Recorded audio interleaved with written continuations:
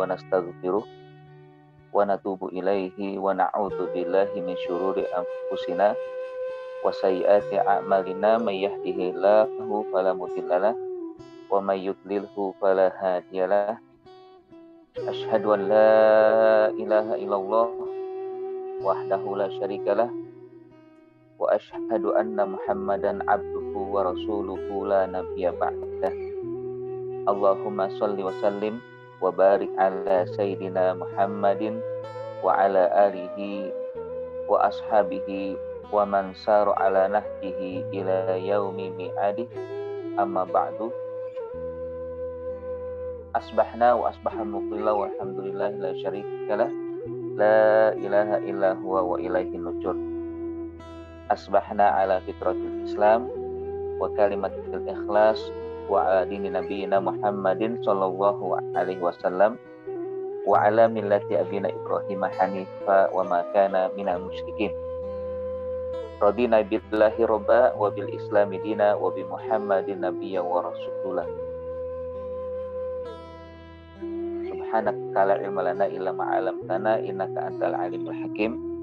Rabbana zidna ilma warzuqna fahma. Allahumma arhamna bil Qur'an waj'alhu lana imama wa nuran wa huda wa rahmah. Allahumma dzakirna minhu ma nusina wa 'allimna minhu ma jahilna warzuqna tilawatahu ana al-laili wa atrafan nahar. Waj'alul Qur'ana hujjatan ya rabbal alamin.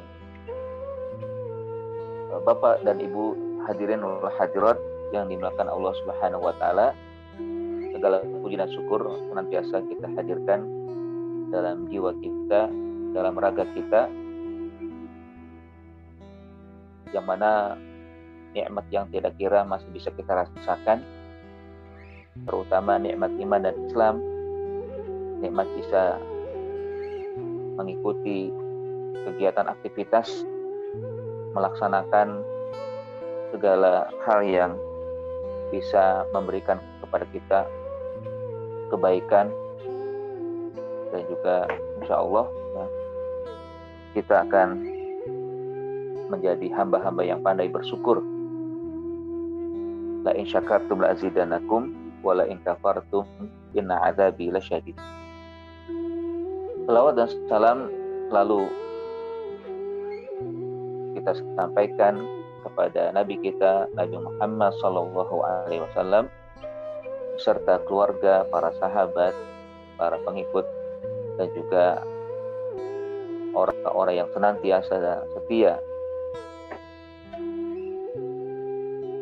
mengikuti, melaksanakan, meneladani, mencontoh segala hal yang sampai kepada kita dari Rasulullah SAW. Dan kita berharap terus menjadi orang-orang yang setia, lalu dengan itulah kita mendapatkan syafaat dari Rasulullah SAW. Selain daripada kita diakui oleh Rasul sebagai ikhwannya, yang mana sejak dahulu kala sebelum Rasulullah SAW menghadap Allah Subhanahu wa taala sudah menyampaikan kerinduannya kepada ikhwannya di saat beliau berkunjung atau berada di kuburan orang-orang yang muslim atau para sahabat. Beliau membaca doa, Assalamualaikum ahli minal muslimin wa inna insyaallah bikum lahikun wa inni wadattu bi ikhwani. Selamat salam sejahtera wahai para penghuni kaum muslimin. Insya Allah kami akan menyusul kalian, dan sungguh aku merindukan ikhwanku. Sahabat yang ada sekitar Rasul bertanya, alasna ikhwanuka ya Rasulullah, bukankah kami ikhwanmu ya Rasul? Qala bala walakinnakum ashabi. Memang benar ya, kalian juga termasuk ikhwanku, tapi hakikatnya kalian adalah sahabat-sahabatku. Wa amma ikhwani alladhi ya'tu min ba'di yu'minu nabi walam yarawni. Adapun yang aku maksud dengan ikhwanku adalah mereka yang datang nanti setelah aku, mereka beriman kepadaku dan meskipun mereka tidak menyaksikan aku. Subhanallah, sejak dahulu kala Rasulullah SAW sudah merindukan, sudah kangen terhadap ikhwannya. Yang mana ikhwan yang dimaksud adalah orang-orang yang nanti datang setelah beliau, termasuk hari ini alhamdulillah kita beriman kepada beliau, yang kita berharap tentunya menjadi ikhwan yang disebutkan oleh Rasulullah SAW. Bersyukurlah kita yang dianugerahkan oleh Allah Subhanahu wa Ta'ala hidayatul iman, hidayatul Islam, yang sebab itulah ya kita termasuk yang disebutkan oleh pemimpin kita, teladan kita, murabi kita, Nabi Muhammad SAW. Jemaah sekalian yang dimuliakan Allah Subhanahu wa Ta'ala, pada hari ini kita akan melanjutkan tadabbur ayat surat Al-Baqarah.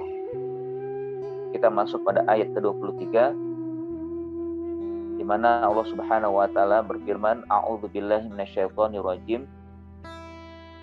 Wa in kuntum fi raibin mimma nazzalna ala abdina fa'tu bi suratin min mithlihi wad'u syuhada'akum min dunillahi in kuntum shadiqin. Jika kalian tetap dalam keraguan terhadap apa yang kami turunkan atas hamba-hamba kami, maka datanglah satu surat yang seperti kalian ragukan, dan ajaklah, mintalah bantuan kepada pengikut kalian, pemimpin kalian selain Allah Subhanahu wa Ta'ala, jika kalian adalah orang-orang yang benar.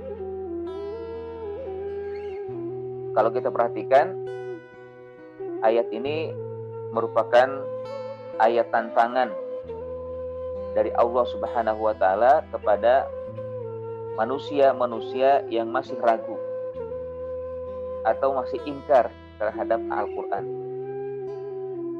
Makanya di tema kita kali ini saya coba membuat jangan lagi ragu terhadap Al-Quran.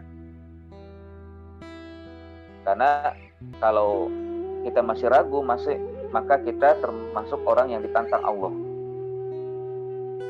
Kalau orang yang ditantang Allah Subhanahu wa Ta'ala sudah menjadi satu sinyal bahwa Allah tidak suka dengan orang tersebut dan kelak akan menjadi orang-orang yang terhina karena Allah menantang, ya, seakan-akan Allah Subhanahu wa Ta'ala inginkan orang tersebut hancur dan juga binasa karena menantang Allah Subhanahu wa Ta'ala. Ayat ini tentunya merupakan bagian yang kelanjutan dari apa yang sudah kita bahas sebelumnya. Bahkan juga kalau sejak awal ya, atau di bagian awal dari surat Al-Baqarah menyebutkan tentang posisi Al-Quran. yang mana Al-Quran itu tidak ada keraguan di dalamnya. Zalikal kitabu la raiba fihi, bahwa Al-Quran memang tidak ada dan tidak boleh ada keraguan di dalam diri manusia. Lalu setelah itu Allah menyebutkan tentang kelompok manusia.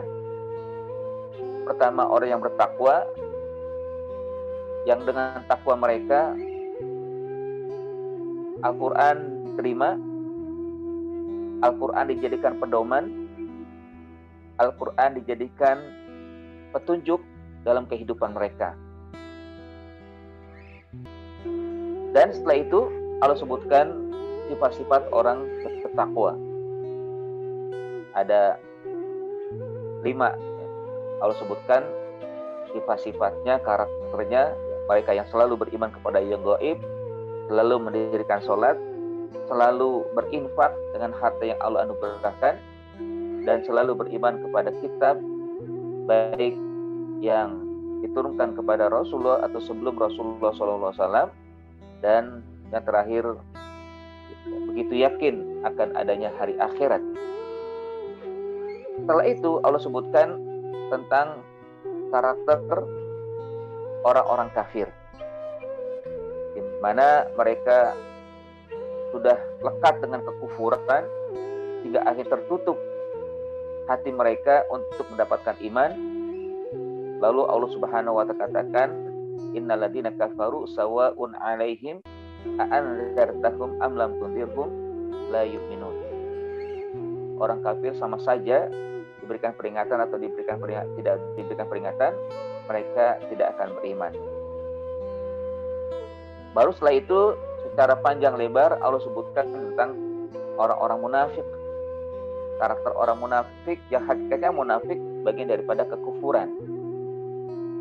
Namun sengaja Allah sebutkan agar manusia, khususnya orang-orang beriman, tetap waspada dengan kemunafikan mereka.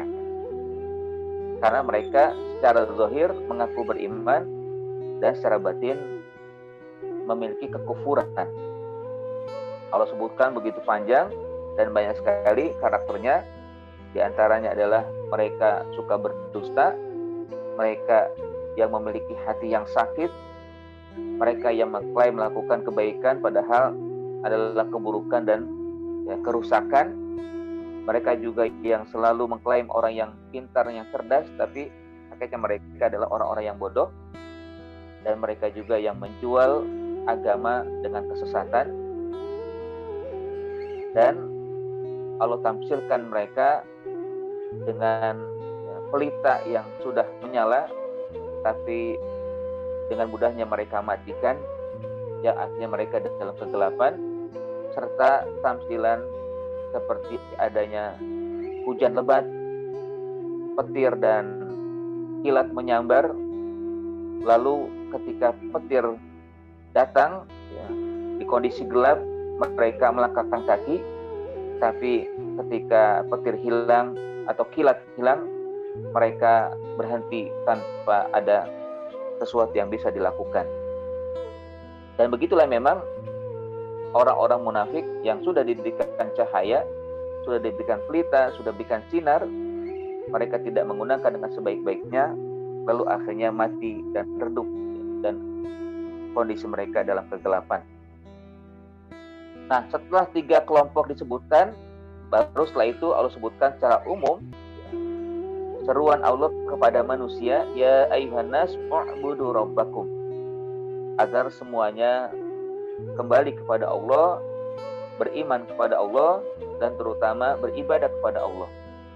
U'budu rabbakum alladzi khalaqakum. Lalu juga Allah jelaskan argumentasi atau alasan cara logik kenapa Allah memerintahkan manusia untuk beribadah. Alladzi khalaqakum, karena dialah yang telah menciptakan manusia, walladzina min qablikum, dan juga manusia sebelum yang ada hari ini, yang sebelumnya ada. Dan Allah sebutkan juga tujuan dari perintah ibadah, yaitu la'allakum tattaqun, agar menjadi hamba-hamba yang bertakwa. Dan setelah itu juga Allah jadikan argumentasi lain, dalam arti Allah berikan fasilitas yang banyak dari orang-orang, hamba-hamba manusia secara umum, di mana Allah Subhanahu wa taala menjadikan al-ardu firasya was samaa binaa, bumi yang dihamparkan sehingga menjadi tempat tinggal yang mudah, di atasnya bisa melakukan aktivitas, dan langit pun dijadikan atap, serta Allah turunkan air dari langit, lalu dengan itu masuk ke bumi, dan setelah itu juga mengeluarkan berbagai macam tumbuhan yang bisa dinikmati oleh manusia. Dan akhirnya Allah Subhanahu wa taala melarang manusia untuk menjadikan selain Allah tantangan-tantangan, tandingan-tandingan. Sehingga dengan itulah kelak manusia ketika menghindar dari melakukan tandingan akan menjadi orang yang beriman, sementara yang tidak melakukan atau yang masih melakukan kekufuran dan juga menjadikan selain Allah tandingan akan dijerumuskan atau dimasukkan ke dalam kekufuran, kehinaan, dan juga kenistaan. Nah, ini merupakan bukti, merupakan kenyataan yang Allah hadirkan, sehingga hakikatnya manusia tidak boleh lagi ada ragu. Tidak ragu terhadap Al-Quran, kebenaran Al-Quran, keautentikan Al-Quran, bahwa Al-Quran memang sumbernya dari Allah, mutlak dari Allah Subhanahu wa taala, baik susunannya, karakternya, maknanya, lafaznya, semuanya dari Allah. Tidak ada sedikit pun atau satu huruf pun dari manusia, baik dari Rasul maupun dari yang lain.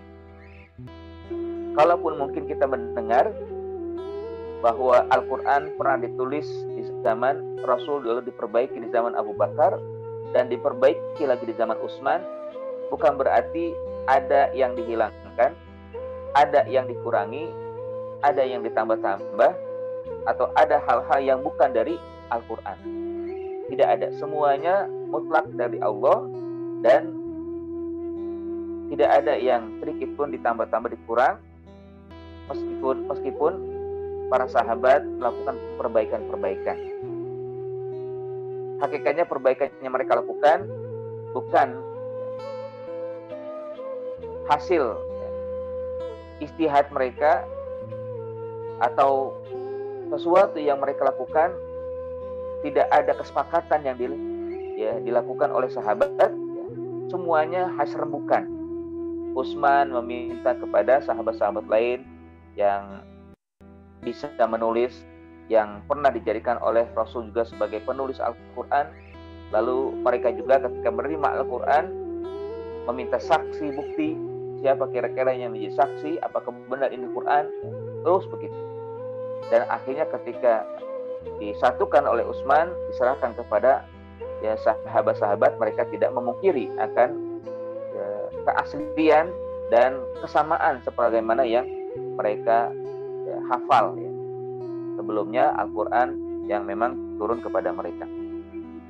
Nah, kalau masih ada yang memiliki keraguan, maka disinilah Allah Subhanahu wa taala tantang mereka. Sehingga Allah katakan, wa in kuntum fi raibin mimma nazzalna. Jika kalian, wahai manusia, baik kalian orang kafir, baik kalian orang yang masih ragu, baik kalian orang yang masih bimbang terhadap Al-Quran, maka sekarang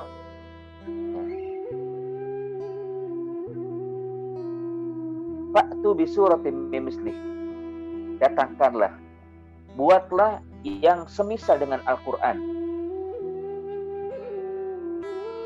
dan jika kalian mau, silakan wad'u syuhada'akum, ajak orang-orang yang kira-kira kalian bisa jadikan pembantu atau kekuatan-kekuatan yang bisa kalian jadikan mampu bisa melakukan, membuat yang semisal, baik dari bahasanya, dari kalau dikatakan dari prosanya, dari susunannya, dari keindahannya dan sebagainya, silakan panggil dia. Jangan minta bantuan kepada Allah Subhanahu wa taala. Wad'u syuhada'akum min dunillah. Jika kalian memang benar-benar mengatakan bahwa Al-Qur'an ada keraguan di dalamnya, atau bukanlah dari Allah Subhanahu wa taala, atau mungkin dia merupakan buatan Nabi Muhammad sallallahu alaihi wasallam. Nah, jamaah sekalian rahmati Allah Subhanahu wa taala, bahwa di antara keimanan yang harus dilakukan oleh manusia adalah menghilangkan keraguan. Maka di antara syarat terimanya iman itu adalah nafyu ar-raib, menghilangkan keraguan.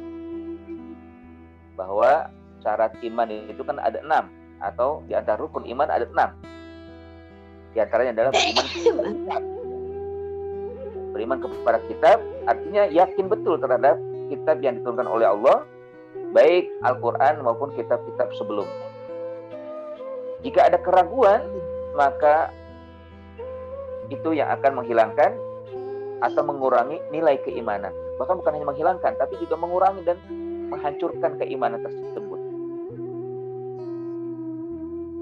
Dan Al-Quran kenapa dikatakan sebagai akhir daripada kitab-kitab lain? Karena memang Al-Quran itu ringkasan dari kitab-kitab sebelumnya. Dalam suatu riwayat disebutkan bahwa kitab yang diturunkan oleh Allah kepada para nabi itu ada sekitar 104. Sekitar 104 kitab. Lalu dari 104 ini diringkas oleh Allah dalam 3 kitab. Taurat, Injil, dan Al-Quran. Jadi dikumpulkan semua atau disatukan semua oleh Allah Subhanahu wa taala masuk pada 3 kitab ini. Dari 3 kitab ini diringkas lagi oleh Allah Subhanahu wa taala, maka jadilah 1 kitab, yaitu Al-Quran. Al-Quran itu sebenarnya merupakan konklusi atau intisari dari kitab-kitab yang sebelumnya diturunkan oleh Allah Subhanahu wa taala. Dan ketika Al-Quran merupakan ringkasan dari kitab-kitab, surat Al-Fatihah merupakan ringkasan yang ada dalam Al-Quran. Satu menjadi menyatu lagi dalam satu surat, yaitu surat Al-Fatihah. Makanya Al-Fatihah disebut Ummul Quran, Ummul Kitab, At-Tabu'ul Masani. Dia merupakan induk Al-Quran, merupakan inti dari Al-Quran, dan 7 ayat yang diulang-ulang yang hakikatnya berisi tentang kandungan yang ada dalam Al-Quran secara keseluruhan. Sehingga kalau kita menguasai Al-Fatihah, maka hakikatnya kita sudah memahami isi kandungan Al-Quran. Nah, pada ayat ini memang Allah Subhanahu wa taala hadirkan tantangan kepada mereka yang masih saja ragu. Yang sebenarnya tantangan ini sudah sekian kali Allah minta kepada manusia. Paling tidak kalau kita lihat dalam ayat Al-Quran yang lain atau dalam surat-surat lain, itu banyak tantangan Allah. Dan surat Al-Baqarah ini merupakan tantangan yang kelima atau akhir dari tantangan yang ketika kalian memang tetap ragu, begini, dan akibatnya begitu. Misalkan tantangan pertama dalam surat Al-Qasas ayat 49, Allah Subhanahu wa taala berfirman, "Qul fa'tu bi kitabim min indillah huwa ahda attabi'hu in kuntum shadiqin." Jika kalian tetap ragu, kalian datangkanlah. Wahai kalian, datangkanlah dengan kitab. Jadi bukan satu surat tapi kitab. Kalau Al-Quran kalian ragu, datangkan semisal dengan Al-Quran. Tentunya ini sangat berat. Di kitabim min indillah, datangkanlah kitab seperti yang ditentukan oleh Allah Subhanahu wa taala, yang kalian membenar itu huwa ahda, yang lebih memberikan hidayah, yang bisa dijatuhkan panutan, dijadikan pegangan dan pedoman, attabi'u, aku akan ikut, kata Nabi SAW. Attabi'u in kuntum shodiqin. Kalau memang betul itu memang yang kalian bisa lakukan seperti yang Allah turunkan terhadap aku, kata Nabi, terhadap dirinya Rasulullah SAW siap akan ikut dengan kitab yang dibuat, yang kalau memang itu benar. Ya. Namun itu semua tidak bisa dihadirkan oleh manusia karena memang tidak mampu, tidak bisa, tidak sanggup. Lalu akhirnya Allah turunkan, walaupun hampir sama ya, tantangan kedua dalam surat Al-Isra. Allah sebutkan, qul la in jitama'atil insu wal jinnu ala ayyatu bimithli hadzal qur'an la ya'tuna bimithlihi walau kana ba'duhum li ba'din zahira. Katakanlah Muhammad, jika manusia dan jin, seluruh manusia yang cendekia, yang cerdas, yang IQ-nya tinggi, semuanya berkumpul dan juga dibantu dengan jin yang katanya mereka punya keahlian yang super gitu kan. Ala ayyatu bimithli hadzal Qur'an, untuk bisa menghadirkan seperti Al-Qur'an. Maka la ya'tuna bimithlihi, hakikatnya mereka juga tidak akan mampu menghadirkan seperti Al-Quran.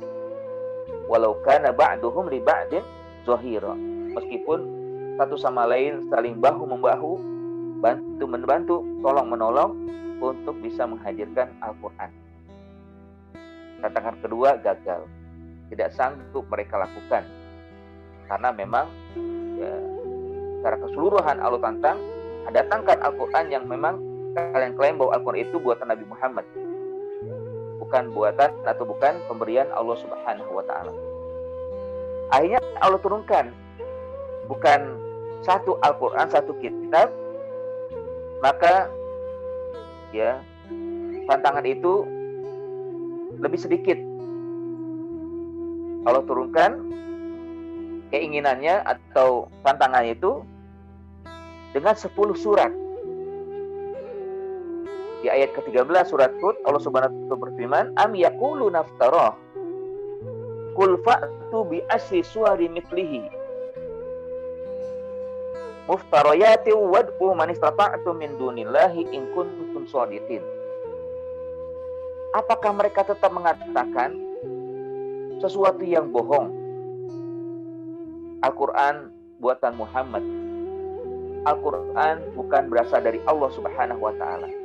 Am yaqulun naftara qul ini taraituhu qul fa'tu bi asli suwari mithlihi. Kalau begitu datangkanlah 10 surat, gak usah banyak, 10 surat saja. Kalau sebelumnya mungkin kalian tidak sanggup mendatangkan satu kitab, sekarang datangkanlah 10 surat saja, muftarayatin, yang kalian ya, lakukan sendiri, dan panggil yang bisa kalian dan mampu membantu kalian ya, selain Allah Subhanahu wa ta'ala. Jika kalian memang benar ya, klaim kalian bahwa Al-Quran buatan Muhammad, Al-Quran bukan dari Allah Subhanahu wa ta'ala. Sekali lagi itu tidak mereka bisa lakukan, tidak sanggup mereka lakukan. Akhirnya Allah tantang lagi dalam ayat lain, mana Allah berfirman, wa makana hadzal Qur'an ayyuftara min dunillah walakin tasdiqal ladzi baina yadayhi wa tafsilal kitabi la raiba fihi min rabbil alamin. Am yaquluna naftara qul fa'tu bi suratin mithlihi wad'u man istata'tum min dunillah in kuntum shadiqin. Diturunkan dari 10 surat jadi 1 surat yang hampir sama dengan surat yang kita akan bahas atau ayat yang kita coba bahas bersama. Jadi bahwa Al-Quran, kata Allah Subhanahu wa ta'ala, bukanlah buatan, bukanlah karangan dari selain Allah, bukanlah buatan Muhammad SAW, tapi merupakan tasdiq, merupakan pembenaran yang ada di hadapan Rasulullah SAW, dan penjelas dari kitab-kitab yang tidak ada keraguan di dalamnya, yang bersumber dari Tuhan semesta alam. 4 ya, 5. Apakah mereka masih mengatakan itu buatan Muhammad? Kalau begitu datangkanlah satu surat saja. Satu surat saja, dan ajaklah orang-orang, teman-teman yang mampu membantu kalian untuk menghadirkan satu surat selain Allah Subhanahu wa taala. Kalian benar-benar merasa tuduhan kalian adalah sesuai, atau Al-Quran bukanlah dari Allah Subhanahu wa taala. Akhirnya semua itu tidak mereka bisa lakukan, tidak sanggup mereka lakukan, dan diulang lagi oleh Allah Subhanahu wa taala pada surat Al-Baqarah ini bahwa kalian ketika masih ragu, pada sudah dijelaskan pada ayat kedua, la raiba fihi, maka sekarang datangkanlah satu surat saja dari Al-Quran yang kalian klaim atau semisal dengan Al-Quran, dan ajaklah syuhada kalian, orang-orang yang bisa membantu kalian jika memang itu bisa memuaskan kalian benar akan tuduhan itu. Ma'asyiral muslimin rahimakumullah, ya. Hadirin wal hadirat, Bapak dan Ibu sekalian yang dimuliakan Allah Subhanahu wa taala. Itulah yang memang Allah Subhanahu wa taala berikan sebagai tantangan kepada manusia, ya tentunya kita orang-orang yang yakin juga sesungguhnya bisa menjadi satu kekuatan penuh bahwa Al-Quran sejatinya memang milik Allah, dari Allah, dan kita sesungguhnya sangat yakin tidak ada sedikit pun, meskipun satu huruf, yang dibuat oleh Rasulullah atau juga oleh yang lain. Nah, kalau kita perhatikan di sini, sebenarnya orang yang ragu terhadap Al-Quran, hakikatnya bukan satu yang diragukan, tapi yang lain pun ikut diragukan. Misalkan gini ya, kalau ada sebuah tulisan, lalu tulisan itu disampaikan kepada kawan. Nah, akhirnya kawan itu mengatakan, saya ragu tulisan ini adalah ya milik si A. Saya ragu bahwa ini tulisan si A.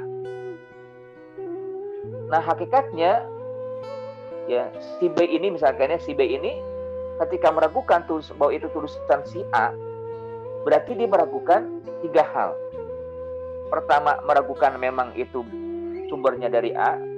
Yang kedua, ragu terhadap yang membawa tulisan itu, membawa surat itu, dan ragu akan isi dari surat itu.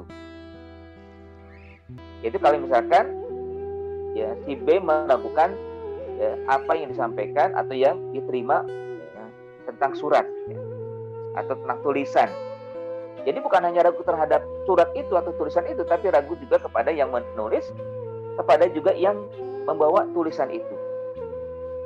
Nah, begitulah juga dengan Al-Quran. Ketika seseorang ragu dengan Al-Quran, hakikatnya dia juga meragukan tiga yang lainnya. Siapa tiga yang lainnya? Pertama, Allah Subhanahu wa taala. Karena Al-Quran otentik, Al-Quran memang semuanya dari Allah. Ketika ada yang ragu, berarti dia meragukan Allah, meragukan sumber Al-Quran itu sendiri. Na'udzubillah. Kalau orang sudah meragukan Allah, berarti memang dia kufur. Berarti dia memang wajar dianggap orang yang ya, tidak beriman. Yang kedua, berarti dia ragu pada malaikat yang ditugaskan oleh Allah untuk menurunkan Al-Quran. Jadi dia ragu terhadap malaikat, karena malaikat telah menyampaikan dengan benar kepada Nabi kita Muhammad SAW. Jadi dia ragu juga. Jadi nggak main-main ya, ragu pada Al-Quran itu juga selain pada ragu kepada kitab itu sendiri, kepada sumbernya, dan juga kepada perantara yang menyampaikan Al-Quran kepada Rasulullah. Dan yang ketiga, tentunya kepada hamba yang menerima pertama kali, yaitu Nabi Muhammad SAW, yang memang mereka ya, melakukan itu karena ya, semua itu bagian daripada keraguan yang tidak bisa diri, dan akhirnya mereka menjadi hamba-hamba yang dianggap mengingkari dan kufur terhadap Al-Quran. Nah, ketika ada keraguan inilah yang tidak bisa dianggap remeh ya. Karena dengan meragukan itu semua berarti sudah menjadi titik ya, kelemahan seorang manusia. Makanya keraguan itu sumber kelemahan. Sumber kelemahan dari ya yang ya.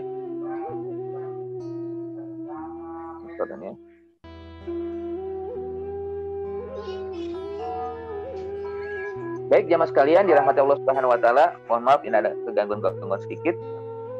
Mohon ya di para jamaah yang mikrofonnya masih terbuka untuk dimatikan dulu ya, agar bisa menyimak dengan baik apa yang bisa kita simak ya, tentang bagaimana Allah Subhanahu wa taala menyampaikan kepada kita ayat-ayat yang seharusnya kita yakini dan kita imani dan juga insya Allah jadi amalan bagi kita. Lalu setelah itu Allah sampaikan ya, di ayat selanjutnya ya, bahwa memang manusia tidak akan mampu menghadirkan ya, dan kelak kalau masih sudah tidak mampu tapi masih ragu, maka balasannya sungguh akan besar dan akan berat ya.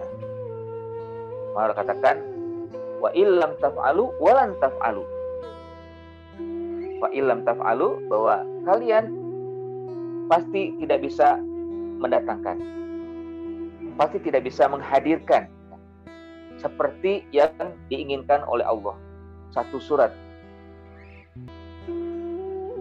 Walan taf'alu. Nah, ini bedanya ya, ada lam, ada lan.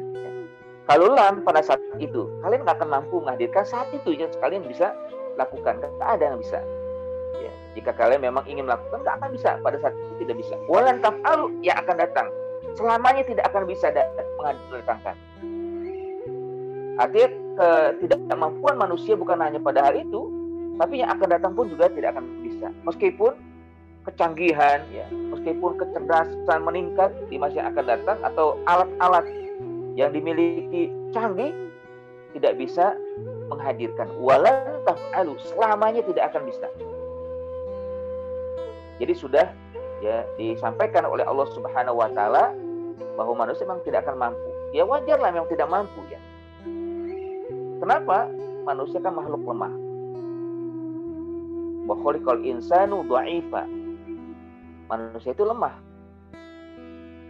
Meskipun merasa kuat, hakikatnya dia adalah orang yang lemah di sisi Allah Subhanahu wa taala. Nah, ketika itu disampaikan oleh Allah Subhanahu wa taala, maka Allah inginkan fa illam tafalu walan taf'alu fattaqun narul lati waquduhan nasu wal hijarah uiddat lil kafirin.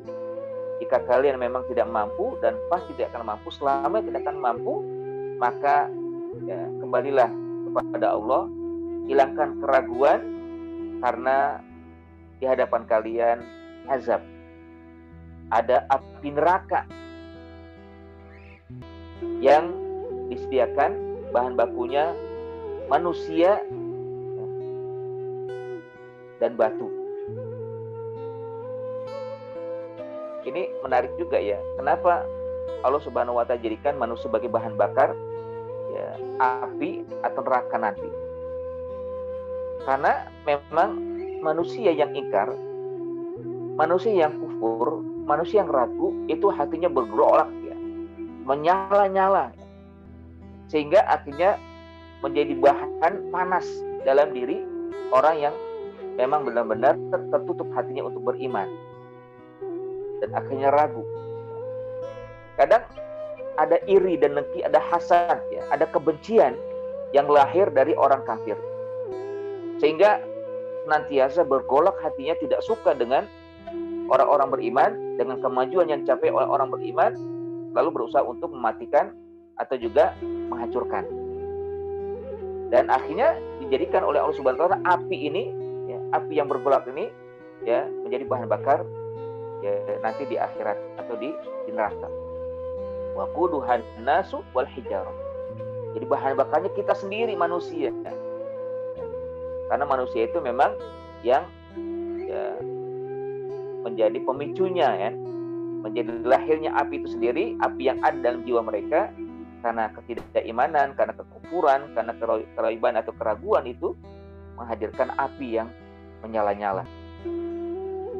Ya, dan juga tentunya manusia akan hancur dan lebur, tapi kehancuran mereka tidak selamanya nanti dikembalikan lagi oleh Allah Subhanahu wa taala oleh ya, kehendaknya ya, lalu setelah itu dibakar lagi. Nah, kalau kita perhatikan di sini ya, jamaah sekalian rahmati Allah Subhanahu wa taala, bahwa memang Al-Qur'an bagian yang tidak bisa kita acukan atau kita remehkan ya, untuk kita imani selalu, dan sedikit pun tidak boleh ada keraguan di dalamnya. Meskipun satu huruf, maka tidak boleh ragu, apalagi sampai mengingkari. Dan ungkapan seorang sahabat ya disebutkan, man ankaro harfan minal Qur'an faqad kafaro. Barang siapa yang mengingkari satu huruf saja, siapa yang ragu satu huruf saja terhadap Al-Qur'an ya, maka dia telah kufur semuanya ya, telah mengingkari semuanya.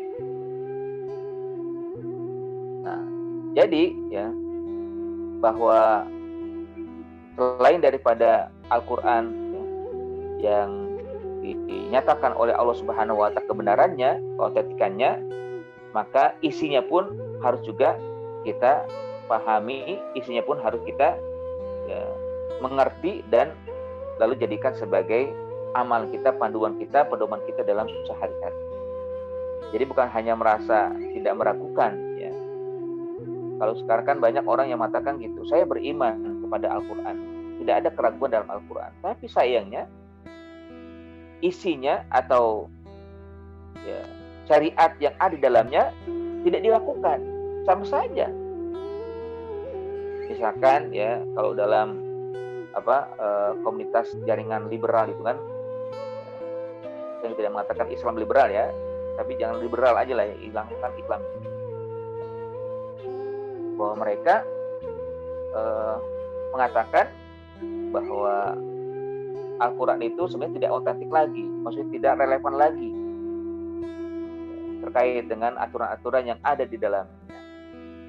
Ungkapan ini sebenarnya sudah menjadi sebab dia kufur ya, meragukan isi kandungan Al-Quran yang tidak relevan katanya, terkait dengan warisan yang seharusnya harus ada kesamaan antara laki dan perempuan, lalu juga tentang ya,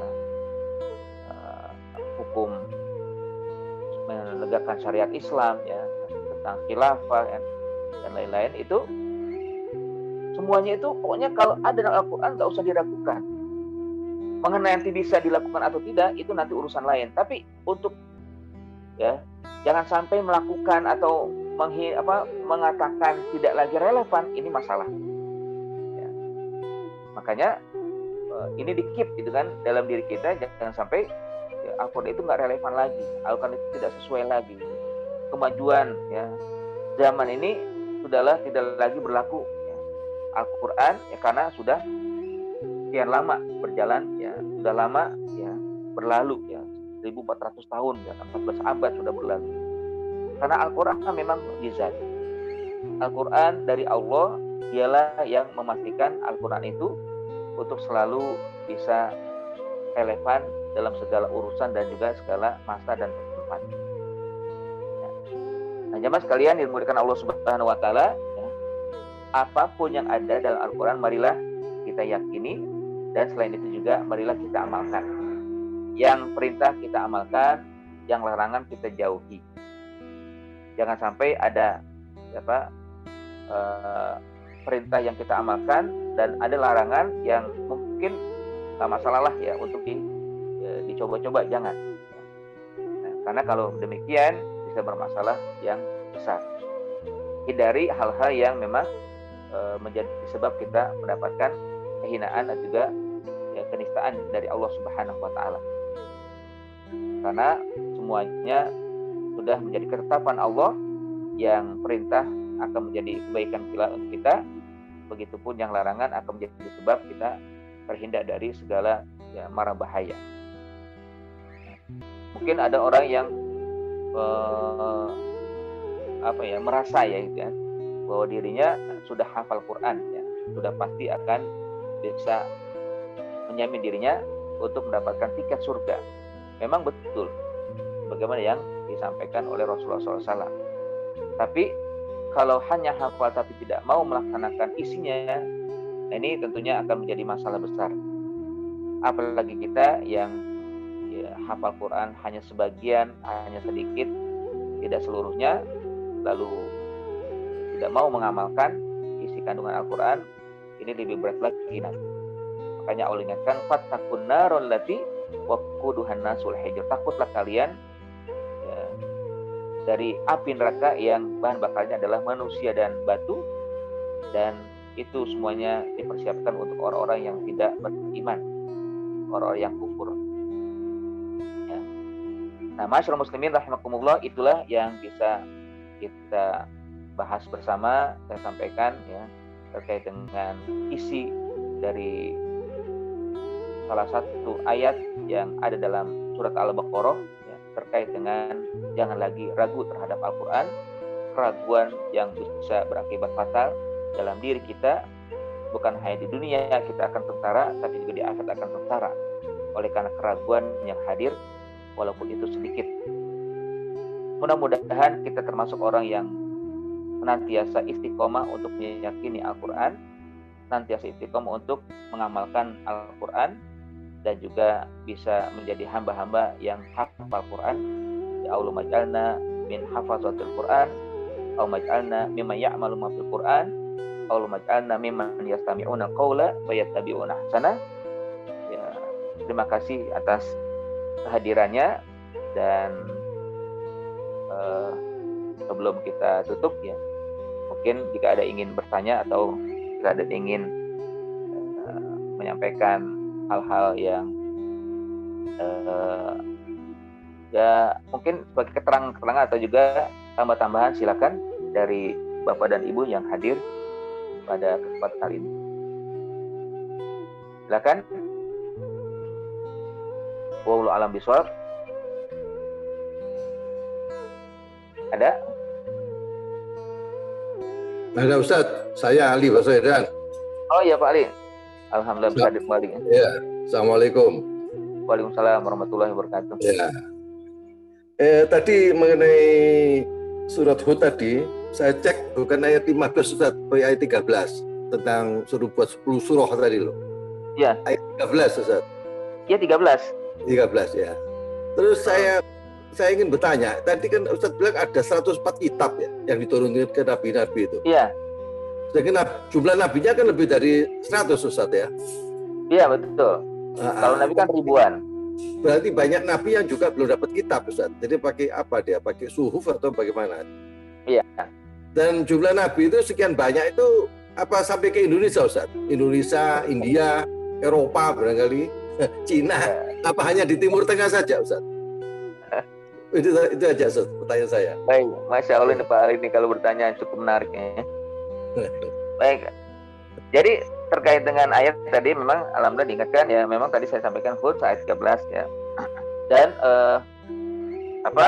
terkait dengan kitab ya memang diturunkan dalam riwayat 104 ya. Sementara nabi-nabi banyak ya, diturunkan oleh Allah, diutus oleh Allah. Jadi memang sesuai dengan kehendak Allah, ada nabi yang memang tidak diberikan kitab ya, atau tidak bersama mereka kitab ya. Sehingga mereka diberikan perintah untuk menjalankan risalah tanpa pedoman atau tanpa ada istilahnya bukti juga kan bahwa mereka membawa kitab itu dari Allah Subhanahu wa taala. Nah, apakah dengan banyaknya nabi ada yang sampai ke Indonesia, ke negara kita, India dan berbagai negara selain Timur Tengah? Ya sebenarnya ya nabi itu diturunkan kebanyakan memang di daerah sana, dan wallahu alam apakah ada yang nabi turun ke negeri kita atau negeri yang lain ya selain Timur Tengah. Ya sebenarnya bukan Timur Tengah saja ya yang turun, tapi di daerah sekitar Timur Tengah ada juga. Ya kan ada Irak gitu kan, ada Palestina dan sebagainya, itu kan bagian daripada yang sekitaran Timur Tengah gitu kan, bukan masuk kepada Timur Tengah sendiri gitu kan. Nah hakikatnya memang demikian ya. Saya juga memang belum mendapatkan atau tidak mendapatkan ya mungkin keterbatasan yaitu dalam referensi ya. Kalau selama ini memang saya tidak mendengar bahwa Nabi itu pernah masuk atau turun ke negeri Indonesia atau negeri India atau negeri Cina dan sebagainya. Tapi kalau ini ya, kan gini sebenarnya ya, Nabi itu diutus sesuai dengan kelompoknya atau kaumnya. Jadi Nabi itu diutus kepada kaumnya sendiri ya, sesuai dengan kebutuhan kaum itu sendiri, dan yang akan juga melanjutkan risalah Nabi sebelumnya. Perbedaannya Nabi dahulu dengan Nabi kita Rasulullah SAW itu di kalimat rahmatan lil alamin. Kalau yang lain itu rahmatan ya, istilahnya bukan alamin ya, tapi rahmatan li ummatihi ya. Sebagai rahmat untuk umatnya saja yang saat itu lokal itu kan. Jadi ada nabi lokal, ada nabi internasional ya, atau nabi interlokal yang di luar daripada komunitas yang ada di kaumnya. Nah, nabi kita Rasulullah SAW itu merupakan nabi yang kepada selain kaumnya sendiri itu dituju. Jadi dia adalah rahmatan lil alamin. Sehingga wajarlah sampai sekarang ya Islam menyebar ke seluruh pelosok dunia. Karena sudah menjadi statement Allah, wa ma arsalnaka illa rahmatan lil alamin. Tidaklah kami utus engkau wahai Muhammad kecuali untuk membawa rahmat ke seluruh alam semesta ya. Sehingga alam semesta itu bukan Arab, bukan Timur Tengah ya, tapi luar itu juga akan bisa merasakan ya. Dan alhamdulillah kita sekarang merasakan. Nah, kalau sahabat adakah yang ke Indonesia? Ada yang mengatakan ada ya, utusan Allah Nabi punya utusan yaitu para sahabat ya. Nah, sahabat inilah yang kelak menyebar bukan hanya ke daerah Arab, Jazirah Arab dan sekitaran Arab, tapi juga ke daerah-daerah lain. Ada yang masuk ke India, ada yang masuk ke Cina, ada yang masuk ke Indonesia. Sahabat-sahabat. Tapi kalau Nabi, wallahu alam, saya tidak mendengar adanya Nabi yang turun atau yang sampai ke negara-negara lain.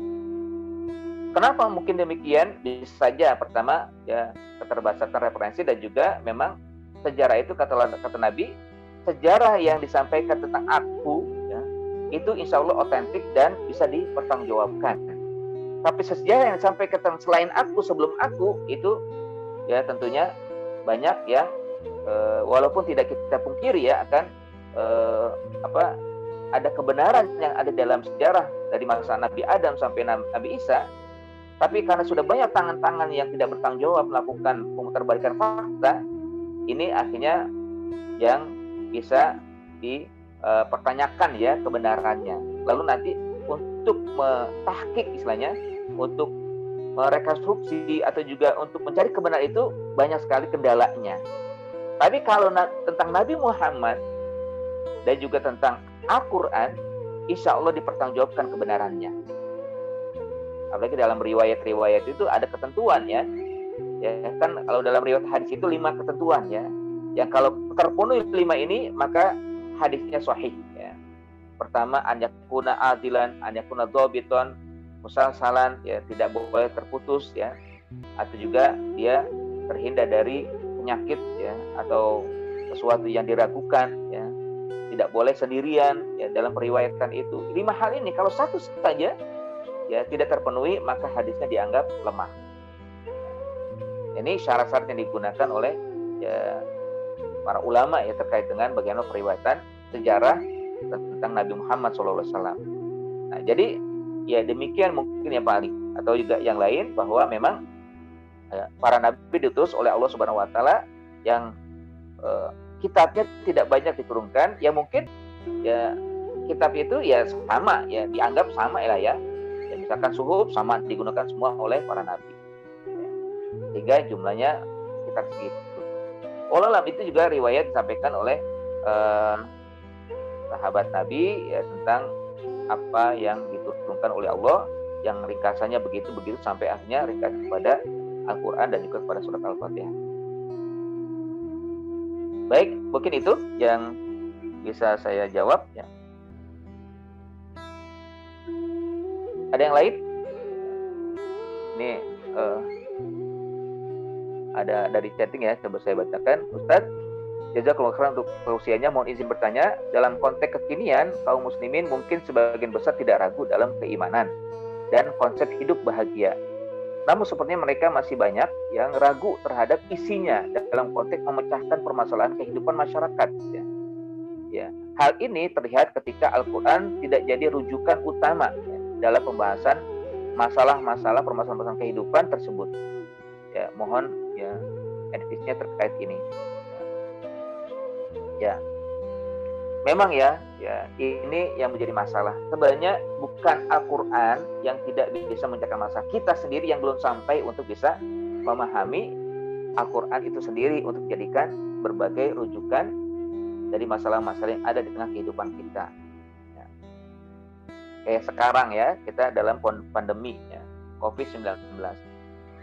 Apakah ada atau bisa ditemukan dalam Al-Quran untuk memberikan solusi terkait dengan permasalahan kita? Ya, kalau satu sisi mungkin belum bisa ditemukan, tapi kalau dilihat dari berbagai sisi, insya Allah akan dapat. Artinya memang ini bagian daripada ujian yang Allah Subhanahu wa Ta'ala sampaikan atau berikan, tetapkan untuk semua manusia. Lalu nanti kembali kepada Al-Quran, bahwa Al-Quran sesungguhnya tidak menurunkan azab atau tidak menurunkan ujian kecuali untuk memberikan kepada manusia ya, agar mereka kembali kepada ajaran Islam, ajaran Al-Quran. Selama ini kan mungkin ketika di kondisi normal manusia acuh ya dengan berbagai masalah ya, kebersihan kah, keteraturan kah, kehidupan yang kembali mengikuti ajaran Islam kah, sehingga akhirnya lalai dan juga acuh terhadap ajaran Islam. Dia muslim tapi tidak lagi menjadikan Islam yang sesungguhnya untuk dijadikan pedoman hidup. Nah, akhirnya kan Allah katakan ya bahwa tidak ada musibah yang terjadi ya, atau tidak ada kerusakan yang terjadi kecuali karena ulah manusia. Bima kasabat aydinas ya, liyudhiqahum ba'da ma kasabu wa la'allahum yarji'un. Jadi Allah timpakan satu ujian atau musibah oleh sebab perbuatan manusia itu sendiri agar manusia mau kembali kepada ajaran Islam yang sebenarnya ya. Ini satu sisi kan ya, bahwa memang ketika ada ujian itu untuk membuatkan kita bagaimana kita sadar bahwa sudah banyak diajarkan oleh Islam begini kan. Tapi kadang kita satu sisi diambil atau satu bagian diambil, satu bagian yang lain ditinggalkan. Nah, sisi lain juga bahwa di tengah kehidupan yang begitu berat ini, ujian yang besar ini, kita juga bisa melihat seringkali kita terlalu bangga dengan keberhasilan kita miliki, keberhasilan kita sudah raih dan kita lakukan. Akhirnya iltija kepada Allah itu tidak ada. Bagaimana kita serahkan semua urusan kepada Allah, bahwa segala kesuksesan ada karena Allah, itu seringkali terabaikan. Nah, sekarang akhirnya kita bisa merasakan bahwa semua ini pasti ada urusan dengan Allah dan pasti kita disuruh untuk kembali kepada Allah, iltija kepada Allah. Bahkan di akhir surat Ali Imran kan dikatakan, ya ayyuhalladzina amanu isbiru wasabiru warabitu wattaqullaha la'allakum tuflihun. Bahwa kita disuruh bersabar, kuatkan kesabaran, lalu juga kuatkan ikatan kita dengan Allah ya, eratkan hubungan kita dengan Allah, lalu juga kita bertakwa kepadanya agar kita menjadi orang yang beruntung. Yang ketiga ya mungkin ya, Al-Quran menjadi sumber rujukan, lalu akhirnya bisa memberikan kepada kita solusi dengan permasalahan ya, bahwa apapun yang terjadi hakikatnya nanti akan menjadi sebab ya, kita sedang diarahkan oleh Allah untuk menjadi hamba-hamba yang terpilih, ya, sebagai hamba yang mulia. Jadi banyak hal ya yang mungkin bisa kita dapatkan, kalaupun mungkin belum ketemu karena keterbatasan kita saja. Satu hal saja ya, bagaimana kalau dahulu kan ulama itu satu ulama banyak ilmu kan. Kalau sekarang kan banyak ilmu satu ulama kan. Ya, ada spesialisasi khusus dikerubutin oleh atau satu ilmu dikerubutin oleh banyak ya. Jadi muncul spesialisasi itu kan spesifik ya, ilmunya sedikit ya. Walaupun nanti menjadi orang yang profesional gitu kan. Tapi kalau kita rasakan zaman dahulu memang orangnya sedikit sehingga ilmu dimiliki oleh satu orang ya. Banyak ilmu juga dimiliki oleh satu orang ya. Contohnya lah ya, para ulama mufasir ya, Ibnu Katsir. Dia bukan hanya ahli tafsir tapi ahli hadis, ahli sejarah, bahkan juga ahli dalam bidang sosial dan juga bidang komunikasi. Ibnu Jarir At-Tabari juga seorang mufasir, bukan hanya seorang mufasir juga orang sejarah. Bahkan ketika menafsirkan Al-Qur'an itu bukan hanya untuk saat itu, tapi juga untuk ke depan juga bisa dipahami, bisa dirasakan itu kan. Salah satu contohnya lah ya, ketika beliau dalam satu ayat di surat Al-Imran menjelaskan tentang Rabbani ya. Walakin kunu Rabbaniyin. Rabbani itu bukanlah orang yang selalu ya melekat ya, atau nisbahnya itu lekat dengan Allah, dekat dengan ya yang menciptakan ya, beribadah terus kepada Allah ya. Tidak. Kata beliau, seorang Rabbani itu orang yang faqih, orang yang alim, orang yang ahlu bisiasa, orang yang ahli dalam tadbir, orang yang begitu melakukan banyak untuk kemaslahatan masyarakat. Jadi bukan hanya ibadah taat saja orang yang Rabbani itu, kata beliau, tapi orang yang betul-betul memahami hakikat kehidupan. Ya, yang 5 syaratnya kan, faqih, orang yang ahli agama, alim, orang yang ahli ilmu umum, ya. Basir bisiasa, politik juga tidak ya diacukan ya. Artinya orang yang ahli strategi kalau politik itu kan, dan juga ahli manajemen, at-tadbir, dan akhirnya juga dia orang yang selalu berkhidmah kepada masyarakat, memberi kemaslahatan untuk mereka. Ini kan jelas berarti begitu luas itu kan makna Rabbani yang dipahami oleh ulama dahulu ya. Dia kan seorang mufasir kawakan ya di Ibnu Jarir At-Tabari ini. Di masa awal beliau guru para mufasir yang lain. Nah, jadi hakikatnya demikian ya. Kalau memang belum dirasakan akan keberadaan Al-Quran, maksudnya memberikan solusi, bukan berarti Al-Qurannya yang tidak bisa memberikan solusi, tapi kita sendiri yang masih terbatas dalam urusan memahami ayat Al-Quran. Baik, itu mungkin ya. Lalu yang lainnya sebutkan di sini. Assalamualaikum Ustaz, izin bertanya, pada masalah Rasulullah SAW, ya, pada masa Rasulullah SAW, Al-Quran hadir dalam bentuk bacaan dan hafalan, tidak dalam bentuk mushaf. Baru ada mushaf di masa Khalifah Utsman radhiyallahu anhu. Ada sebagian yang meragukan kandungan Al-Quran dalam bentuk ya cetak ini Ustaz. Bagaimana penjelasannya? Ya. Nah inilah ya kalau boleh kita katakan keraguan yang harus dihindari. Kenapa? Ya, bahwa apa yang sudah dilakukan oleh Utsman itu sudah disepakati oleh para sahabat. Di zaman Utsman masih banyak sahabat yang hidup, ya, yang mereka hafal Al-Quran. Sehingga ketika Utsman menetapkan satu kitab yaitu Mushaf Utsmani, lalu tidak ada yang meragukan, tidak ada yang mengingkari, maka sudah menjadi kesepakatan mereka bahwa inilah yang sesuai yang pernah diturunkan oleh Allah kepada Rasulullah SAW dan ditulis oleh Abu Bakar ya, dan dirapikan oleh Utsman. Nah, kalau cetakan sekarang, para ulama tidak meragukan akan keautentikan dan juga kebenaran kesesuaian. Ya. Sehingga harus kita katakan apa yang sudah dilakukan oleh para ya, pencetak Al-Quran yang mereka juga tentunya tidak sembarangan. Lalu di belakangnya kan ada pentashih ya. Kalau cetakan Depak ada di belakangnya pentashih para ulama-ulama yang kawakan, mereka yang memang memiliki ya, keahlian dalam bidang Al-Quran ya, dan tentunya ini dipertanggungjawabkan ya, apa yang memang sudah mereka lakukan dalam mencetak Al-Quran. Ya tentunya ketika ada kesalahan, ada keliruan, pasti ada yang mengoreksi nanti. Banyak ya yang pernah kita dapatkan, ya, ada kesalahan cetak, ya, lalu ada yang menyampaikan ini salah, ini keliru, ini ada ya, hal yang perlu diperbaiki. Jadi sesungguhnya Allah sudah berjanji ya dengan mengatakan innana nazzalna dzikra wa inna lahu lahafizun, bahwa kami akan menurunkan Al-Qur'an dan kami juga yang akan melindungi dan juga memelihara. Sehingga tentunya bahwa cara untuk merasakan bahwa Al-Qur'an itu benar sesuai dengan yang di masa lalu, cetakannya sekarang juga sesuai, karena memang di setiap Al-Qur'an itu pasti dibubuhkan atau disisipkan tentang ya, para ulama yang mentashih, nama-nama ulama yang mentashih Al-Qur'an. Baik di kalangan ya orang Arab ya, cetakan-cetakan yang sudah dilakukan ya, kita yakin itu karena ada pentashih mereka, apalagi tentunya sumbernya di sana ya, sudah pasti banyak ulama di sana. Ada juga yang sekarang di kita juga demikian. Jadi memang penjelasannya seperti itu ya. Jadi memang tidak perlu kita ragukan hal tersebut. Ya. Kalaupun mungkin ada yang meragukan, ya nanti dia akan menjadi masalah dalam kehidupannya sehari-hari.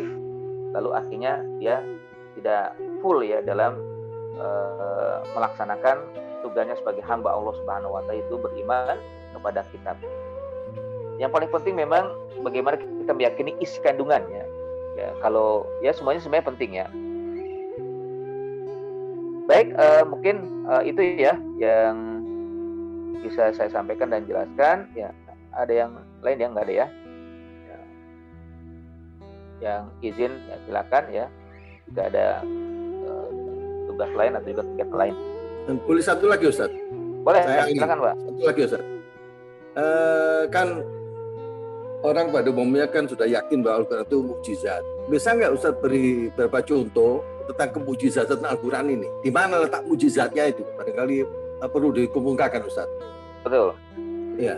Baik. Ya. Kita perlu juga memahami makna mukjizat. Mukjizat itu dari ajiza. Ajiz itu lemah ya, melemahkan ya, bukan lemah, melemahkan. Artinya dia bisa menandingi, ya, melemahkan tandingan-tandingan yang lain. Ya. Nah, di antara ya, bukti bahwa Al-Quran itu mukjizat adalah pertama ya, Al-Quran itu ya, terjaga sampai hari ini. Tidak ada yang masuk di dalamnya ya, apakah tambahan ya, atau penyimpangan-penyimpangan yang dilakukan oleh manusia. Ketika ada yang menambah atau menyimpangkan Al-Quran, itu pasti ada yang ya membenarkan atau juga memprotes dan juga mengklarifikasi hal tersebut. Itu di antara buktinya juga. Yang kedua, bahwa Al-Quran ya, sampai hari ini ya, banyak yang bisa menghafal Quran. Ini bukti dalam ayat dalam surat Al-Qamar ya, katakan walaqad yassarnal Qur'ana lidzikri fahal min mudzakir. Sungguh kami mudahkan Al-Quran untuk dihafal, untuk diingat. Apakah ada yang mau melakukannya dengan mengingat dan menghafalnya? Ya, ini bukti ya. Kalau kitab lain mungkin sedikit yang menghafal, tapi Al-Quran banyak yang menghafal. Walaupun itu bukan menjadi secara mutlak ya, menjadi mukjizat yang nanti kalau yang tidak hafal berarti tidak merasakan mukjizat, yang enggak ya. Tapi ini bukti bahwa memang Al-Quran itu semakin dihafal, semakin banyak juga orang yang menghafal Quran. Lalu yang ketiga, bahwa Al-Quran ya, dengan bahasa Arab yang diturunkan, bahasanya sangat indah, sangat menarik. Jadi ada 3 sisi ya, para ulama menyebut mukjizat itu. Pertama i'jaz ilmi, kedua i'jaz lugawi, ketiga i'jaz tasyri'i. I'jaz ilmi artinya semakin digali Al-Quran, semakin banyak ilmu yang didapat. Di antara contohnya ya, ada orang Yahudi akhirnya masuk Islam. Kenapa? Karena satu hal dia teliti tentang kenapa, ini untuk kalangan wanita ya, ketika ditinggal suaminya ya, suaminya meninggal, lalu menunggu masa iddah 44 bulan 10 hari. Ini diteliti. Atau juga kenapa ketika ada seorang istri yang ditalak oleh suaminya menunggu 3 bulan. Ya, 3 masa suci. Ini diteliti oleh beliau. Rupanya ketika penelitian itu dilakukan dan dia mendapatkan bahwa alasan Allah memberikan tenggang yang begitu lama atau waktu yang dia telah ditentukan 3 bulan bagi yang dicerai atau 3 kali suci yang dicerai atau juga 4 bulan 10 hari bagi yang ditinggal suaminya, bahwa di saat itu masih ada benih-benih dari suami sebelumnya. Masih ada benih yang melekat di dalam tubuh seorang wanita, ya tentunya yang masih subur, ya. Sehingga kalau tidak ditunggu dengan beberapa saat yang ditentukan oleh Allah ini, akan bercampur ketika dia menikah langsung atau ketika dia mendapatkan pengganti dari suami yang lain. Akhirnya rupanya inilah diantara alasan Allah Subhanahu wa taala ya menetapkan waktu bagi wanita yang ditinggal suaminya atau yang dicerai oleh suaminya. Sehingga ketika dia menikah melewati hari yang atau waktu yang telah ditentukan sudah bersih. Maka dia mengatakan subhanallah, maha suci Allah, beginilah Al-Quran diturunkan. Secara ilmu terus ya dapat dilihat bahwa memang benar-benar Al-Quran milik Allah yang bisa memberikan kemaslahatan untuk hamba-hambanya. Ya mungkin saat itu ketika diturunkan Al-Quran nggak ada yang memperkirakan seperti itu, ya sahabat tidak meneliti seperti itu. Tapi terjadi sekarang, ya mukjizat ilmu ada. Yang kedua, ya mukjizat secara bahasa. Sampai sekarang diakui bahwa sumber bahasa Arab itu Al-Quran, tidak ada yang lain. Artinya bahasa yang menarik, bahasa yang indah, bahasa yang sesuai dengan nahwu sorofnya kalau dalam ilmu bahasa, tata bahasa itu kan, itu semuanya Al-Quran, sumbernya Al-Quran. Kenapa A, kenapa I, kenapa U ya. Dan juga gaya bahasanya atau juga dalam bentuk syairnya walaupun Al-Quran bukan syair, atau puisinya walaupun Al-Quran bukan puisi, tapi banyak ya ulama-ulama yang mendapat inspirasi dari bahasa itu menggunakan Al-Quran. Terlebih lagi juga dari sisi syariat ya, Al-Quran merupakan mukjizat syariat Islam ya, syariat yang bukan hanya untuk satu kelompok yaitu umat Islam, tapi juga untuk ya manusia seluruhnya. Makanya wajar dikatakan hudan linnas, bukan hudan li al-muttaqin, bukan hudan lil mu'minin saja, tapi petunjuk bagi manusia. Artinya ya dia syariat yang menjadi koridor hukum, menjadi pegangan hidup bagi manusia. Ya tentunya kalau kita perhatikan mereka-mereka yang mengatur kehidupan, ya, walaupun mereka tidak mengklaim dari Islam, semuanya dari Islam sebenarnya. Ya. Jadi itu yang kalau kita perhatikan ya dari 3 sisi kemujizatan Al-Quran yang sampai sekarang pun bisa dirasakan. Ketika ditemukan sesuatu pasti nanti kembali kepada Al-Quran. Begitu mungkin Pak Ali ya, dan juga yang lain. Baik, terima kasih atas ya, semuanya ya, atas perhatiannya juga ya. Mudah-mudahan besok kita bisa hadir kembali dalam mendapatkan ya. Oh ini ada yang pertanyaan ya. Apaan? Ya. Assalamualaikum Ustaz, berusakah kita apabila kita tidak tartil dalam membaca Al-Quran? Kalau masih belajar, masih dalam tahap untuk memperbaiki, insya Allah ya tidak ada dosa untuk mereka-mereka yang sedang berusaha untuk memperbaiki dan mau membaca Al-Quran. Nabi SAW mengatakan ya barang siapa yang mahir ya, al-mahiru fil Quran ya ma'a safaratil kiramil baror ya, waman ya qara al-Quran ya wa huwa yatata'ta falahu ajron au fi mana minal hadis ya, bahwa siapa saja yang baca Al-Quran dengan mahir sesuai dengan ya, tata bacaan, tajwidnya dan tartil tentunya, maka dia akan mendapatkan kemuliaan duduk bersama as-safarah al-kiram al-baror, malaikat yang mulia ya, malaikat yang suci. Sementara orang yang membaca Al-Quran wa huwa yatata'ta, dia terbata-bata, masih belajar ya, dengan akhirnya tidak tartil atau tidak bisa mengeluarkan huruf sesuai dengan makharijnya, ya, maka dia mendapatkan 2 pahala, kata Nabi. Falahu ajron. Pertama karena dia ya, mau membaca Al-Quran. Yang kedua dia mau belajar ya, untuk memperbaiki bacaan Al-Quran. Jadi insya Allah ya, menurut saya tidak berdosa ya. Laisa 'alaikum haraj, tidak ada masalah ya, bagi kalian ketika membaca Al-Quran tidak tartil, tapi dalam rangka ya tentunya belajar ya. Tapi kalau sudah mahir lalu tidak tartil, nah ini masalah ya. Dan sampai sudah diberikan kemuliaan oleh Allah, bisa mengucapkan dengan baik, tapi tidak menggunakan itu dengan baik, akhirnya dianggap mempermainkan dan juga meremehkan bacaan Al-Quran yang saat ini dibaca dengan tartil. Ya tentunya juga kita memahami tartil itu apa ya. Tartil itu apa? Bacaan tartil itu artinya tidak cepat, tidak lambat. Ya. Artinya sedang. Ya.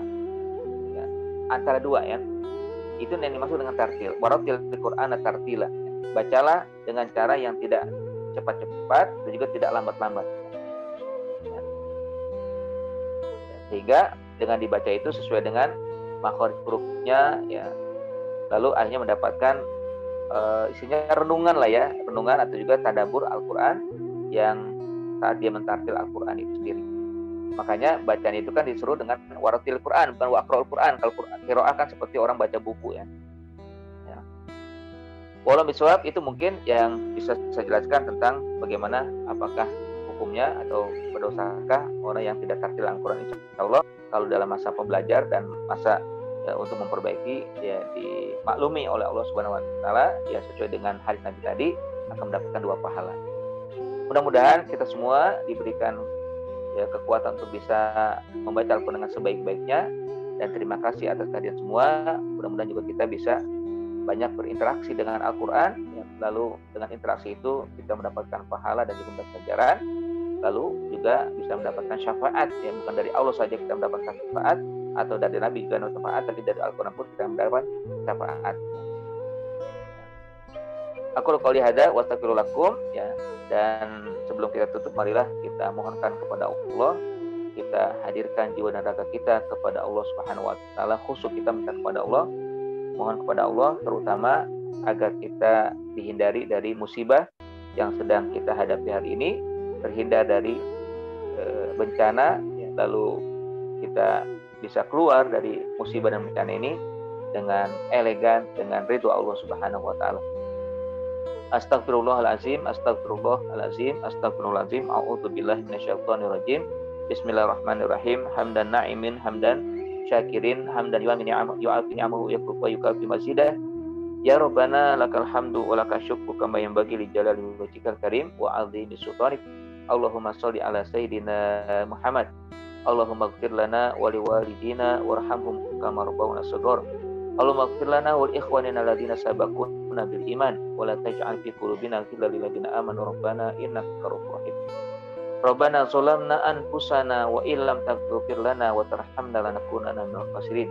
Allahumma innaka 'afuwun karim tuhibbul 'afwa fa'fu 'anna ya karim. Allahumma adfa'annal bala wal waba wal fahsya wat ta'un wal fitan wal mihan ma zahara minha wa ma batan bi rahmatika ya arhamar rahimin. Allahumma innaka 'afuwun karim tuhibbul 'afwa fa'fu 'anna ya karim. Allahumma taqabbal minna qiyamana wa sholatana wa ibadatana wa tilawatana wa darsana wa ta'limana wa qu'udana wa istima'ina wa jami' a'malina wa ahwalina bi rahmatika ya arhamar rahimin. Rabbana atina fid dunya hasanah wa fil akhirati hasanah wa qina adzabannar wa adkhilnal jannata ma'al abrar ya aziz ya ghaffar ya rabbal alamin. Subhana rabbika rabbil izzati amma yasifun wa salamun alal mursalin walhamdulillahi rabbil alamin. Akhir kalam ya. Alhamdulillah rabbil alamin. Subhanakallahumma wa bihamdika asyhadu an la ilaha illa anta astaghfiruka wa atubu ilaik. Assalamualaikum warahmatullahi wabarakatuh.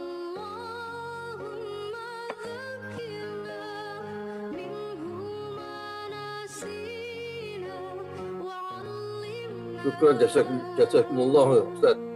Wa iyyakum Pak Ali. Alhamdulillah kita bersua kembali ya. Mudah-mudahan bisa hadir Pak Ali.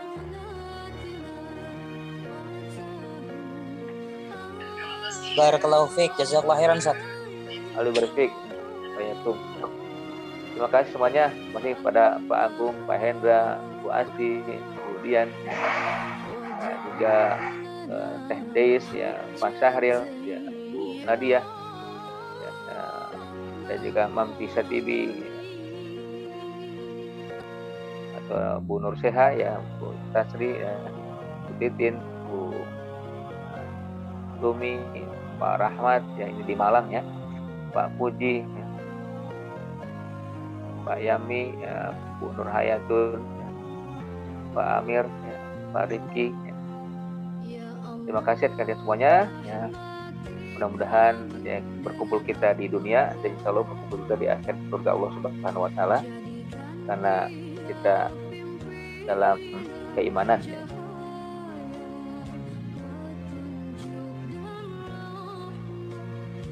Terima kasih Pak Agung. Ya. Semoga kita juga bisa dalam kebaikan terus berlanjut. Ya. Waalaikumsalam warahmatullahi wabarakatuh semuanya. Waalaikumsalam warahmatullahi wabarakatuh.